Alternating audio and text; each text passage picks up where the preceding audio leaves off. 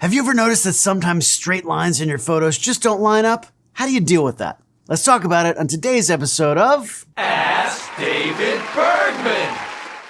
Hey there everybody, welcome back. Here I am, as always, answering your photography questions right here on Adorama TV. Before we get into the show, I just want to mention I recently got my hands on the just announced Canon EOS R6 Mark III. I'm fortunate to be a Canon Explorer of Light, and I set up a really fun concert shoot with some awesome musicians in Nashville. The new body, it's a perfect do-everything camera. The resolution has been bumped up to 32 megapixels without giving up any shooting speed, and Canon also added some of the top features from cameras like the R1, but at a much lower cost.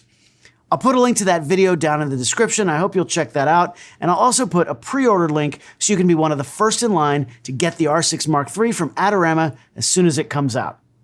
All right, on to today's question. This one was sent in by Bill C, and he wants to know, how do you compensate for different straight lines in a photo? Bill went on to describe a photo that he had taken of a car at a racetrack. He was in the stands photographing from off to one side, and there was a wall on one side of his photo and a fence on the other. Those two lines were at different angles in relation to the horizon, so he wants to know how to compensate for it. Thanks, Bill, for sending that in. I do appreciate it. This is kind of a niche topic, but it's something I actually deal with more than you might think, and I bet some of you do too. Now let's talk about what causes this, what you can do about it, and if you should actually care. Now, I like to get perfect symmetry in my photos whenever possible. But sometimes the lines in a photo just aren't parallel to each other or to the top and bottom of the frame. When I was shooting a lot of sports, I'd often place a remote camera on the floor underneath a basket at a basketball game. It's a really cool low-angle shot, but I'd have this issue all of the time. Here's a picture I made at a Nets game back when the team played in New Jersey. The mascot was doing some acrobatics off a trampoline, and I made this image either from my remote or more likely I just walked over and shot this because it was during a timeout. I want you to look at the horizontal lines in the photo. The paint on the floor here and the bottom of the backboard here. Those two lines are not parallel to each other, and neither of them is parallel to the top or bottom of the image. The floor slopes down a bit on the right, and the backboard does it even more on the left. Now this is called the Keystone effect. That's the apparent distortion you get when you tilt the camera so the image is projected onto the sensor at an angle. Now keystoning is more pronounced with wide-angle lenses, but you can see it at any focal length, as Bill found out during his car race. Now here's an example. If you shoot cityscape photos from the ground, you have to tilt the camera up to see the tops of the buildings.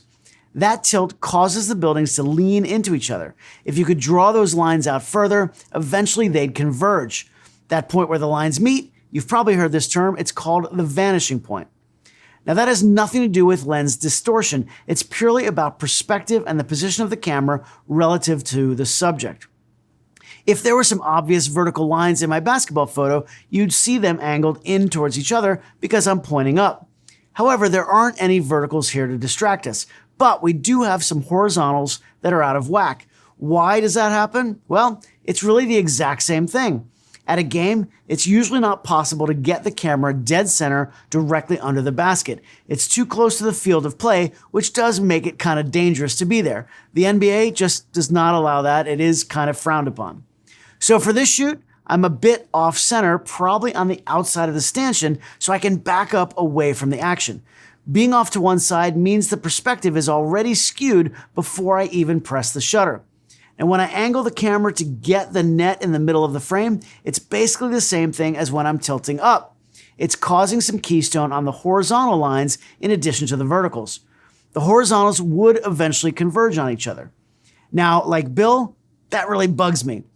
So when I'm cropping and toning this photo, I'm going to rotate the image slightly left or right to try and straighten out those lines.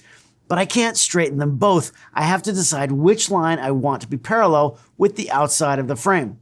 Now Capture One makes this really easy to do. You just draw along any line with the straighten tool and it automatically rotates the image the exact number of degrees needed. But the question is, how do you decide which line to use?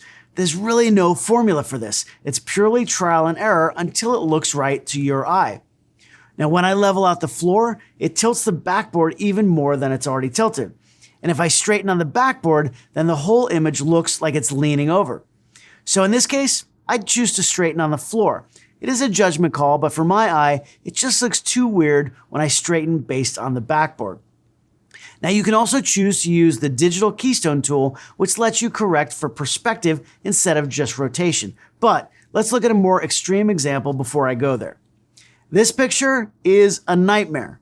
It's Luke Combs performing at an IndyCar event at the Iowa Speedway last year. Now I went on stage briefly to make a shot that showed Luke, the crowd, and the Speedway sign on the grandstands.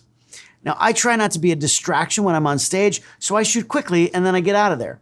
I'm not super careful about being centered or lining everything up. And this is how the picture looked before any cropping or straightening right out of camera. So when I'm back editing at my computer, just like before, I'll start by straightening using the stage as my guide. I'll crop out that bright area on the right to clean it up and improve the symmetry. But, oh boy, check out those grandstands. That angle looks really bad to me. So let's try to level out the grandstands. It's kind of an optical illusion, but it still feels a bit off kilter, even though I know the top is perfectly straight, but it is better than before. In this case, I think I can rotate it clockwise just a tiny bit more, literally 2 or 3/10 of a degree. That actually looks pretty good. Even though the stage isn't straight, I think the grandstand is more important in this image. I told you it's trial and error. There's really no automatic rule of thumb that you can use every single time. Ideally, what you want to do is decide which line matters the most when you're taking the photo, whether that's the horizon, the front of a building, or the edge of a stage. Make that your priority and try to keep your camera's sensor as parallel to that surface as possible. Even a small change in position, like stepping a few feet to the side or getting higher or lower, can make a big difference. And if you know you might need to correct perspective later, shoot a little looser than usual so you have room to crop after you make those adjustments. Hey, listen, while I've got you, if you're getting something out of these videos, do me a favor, take a second to hit that like button, subscribe to Adorama's YouTube channel, and go ahead and hit that bell icon for notifications. It really does help us out and lets us keep producing free educational content for you every single week. And remember, if you've got a photography question of your own, just like Bill did, head on over to askdavidbergman.com, fill out the form on that site, and I just might pick your question and answer right here on a future show. Okay. So what if you really want all of your lines to be straight? Well, you've got a couple of options. The first is to shoot with a tilt-shift lens. That's a lens that's designed to, well, tilt and shift. This is the Canon TSE 24mm lens. It has knobs that allow you to physically change the way the light goes through the lens elements before it's captured by the sensor. To correct the Keystone effect, we only need the shift function. The tilt part is used to control depth of field, not perspective. In the case of the buildings, I would shoot by holding the camera straight up and down with the camera body held perpendicular to the ground. That keeps my building straight, but at 24mm, the top is cut off. So then I'm going to manually shift the lens without tilting the camera, and it slides up to capture all the way to the top. I do have a longer video about using tilt-shift lenses, and I'll go ahead and link to that in the description if you want to go down that rabbit hole. Now, while it sounds like the answer to all of my problems when shooting sports or concerts, there are some downsides to using a tilt shift. First, as of now, all of those lenses that I know of are manual focus only. So it is challenging to shoot fast-moving action. It's a fun challenge, and I might want to take it on every once in a while, but not something I'd want to do on an important job.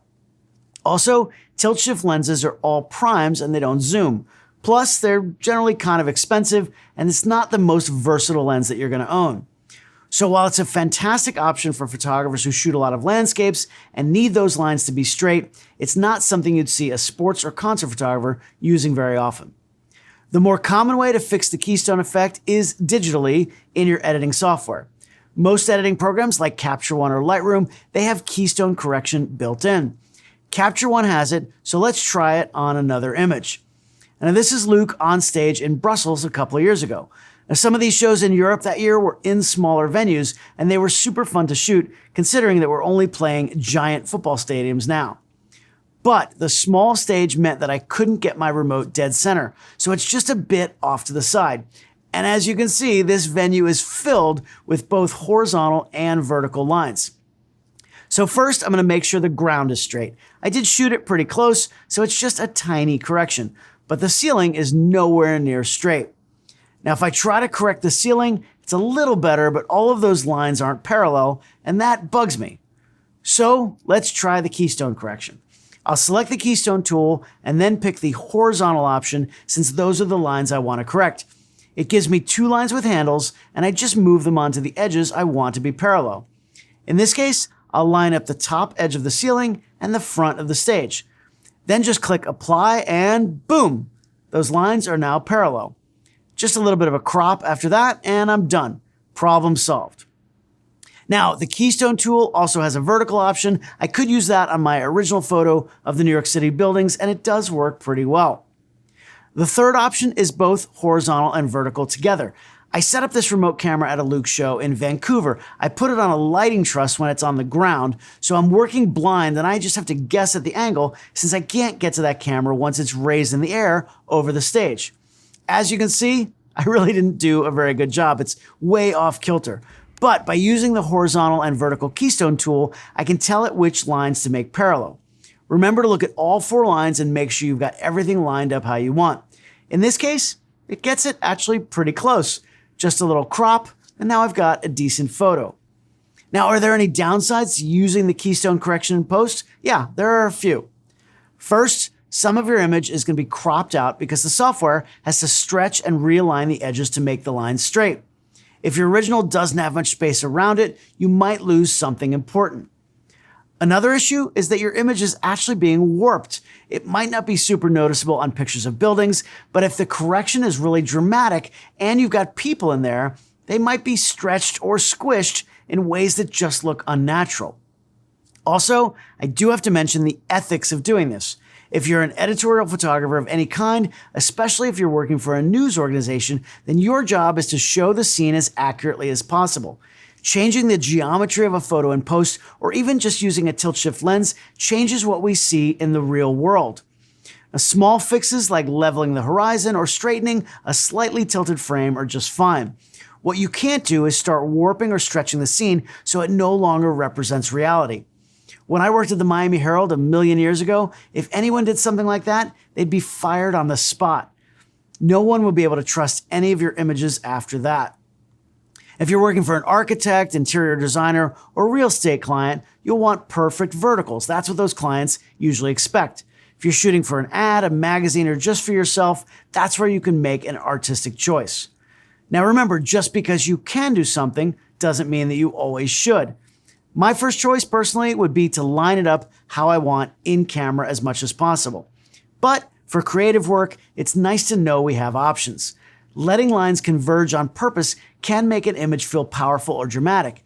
If I angle the camera up towards the stage and lighting rigs, it can make everything feel massive and larger than life.